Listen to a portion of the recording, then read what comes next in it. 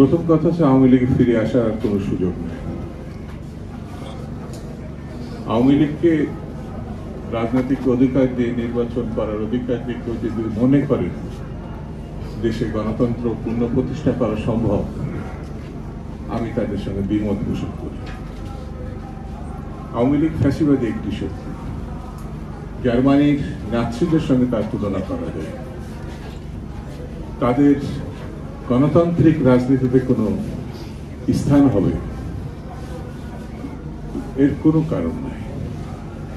কেউ যদি এটা মেলাতে চান তারা তাদের মতো কেউ মেলাতে পারেন, কিন্তু তারা নাৎসিবাদ এবং ফ্যাসিবাদের সমর্থক হিসাবে চিহ্নিত হবে। তারা শুধু যে গত এক মাসে হত্যাকাণ্ডের যুক্ত ছিল এমন না, তারা সুদীর্ঘ 15 বছর 16 বছর ধরে এই হত্যাকাণ্ডের সঙ্গে যুক্ত। এটা এখানে অনেক বক্তা এটা তুলে ধরেছে। বাংলাদেশের শুরুতে 3.5 বছরের একটা মর্মান্তিক ইতিহাস আমাদের দেশে আছে।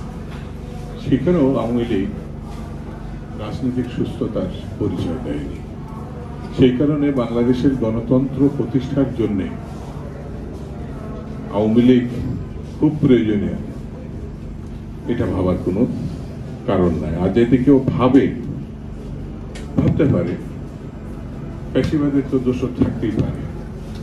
পুলিশ ছিল, প্রশাসন ছিল, মিলিটারি ছিল, তাদের হাজার হাজার কোটি টাকা লুটের টাকা ছিল, তাদের কর্মীদের হাতে নির্বিচার অস্ত্র তুলে দিয়েছে, কিন্তু শেখ হাসিনাকে রক্ষা করতে পারেনি।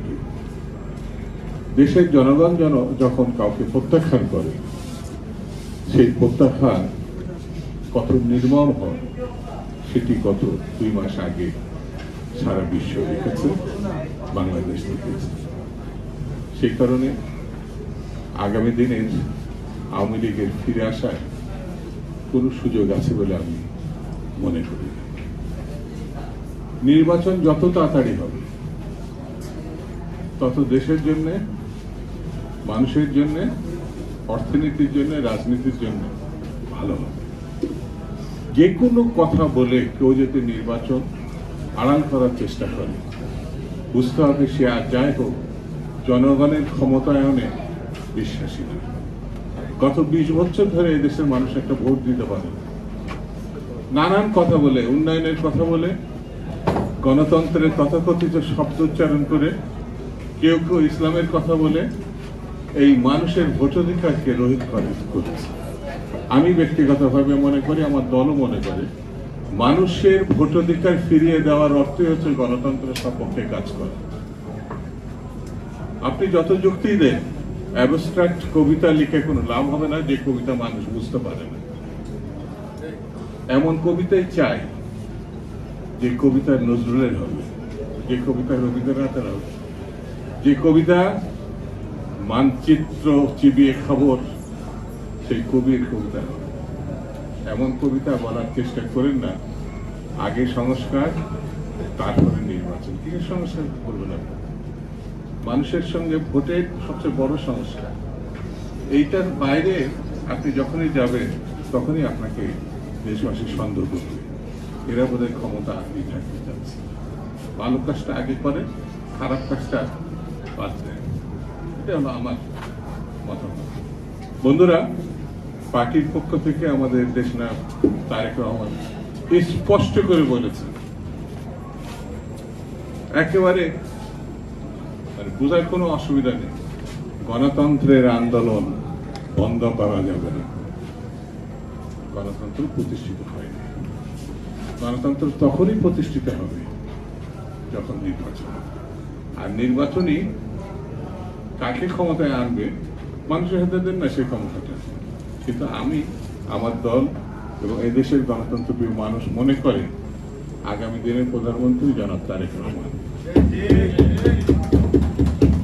তাকে ঠেকানোর জন্য কোর্ট ব্যবহার করা হয়েছে, তাকে ঠেকানোর জন্য নির্বাচনে পাঠানো হয়েছে, তাকে ঠেকানোর জন্য মৃত্যুর মুখোমুখি করা হয়েছে।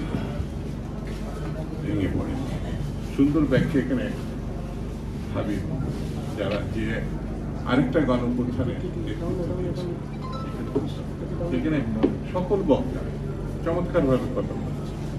সেই জন্য বন্ধুরা, কোনোভাবে ঐক্যবদ্ধ আন্দোলনকে ঠেকানো বা বিভক্ত করা যাবে না। ঐক্যবদ্ধ থাকবে, যে যাই বলুক না কেন। আগামী দিন গণতন্ত্রের দিন, আগামী দিন বিএনপির দিন, আগামী দিন ধানের শীষের দিন, আগামী দিন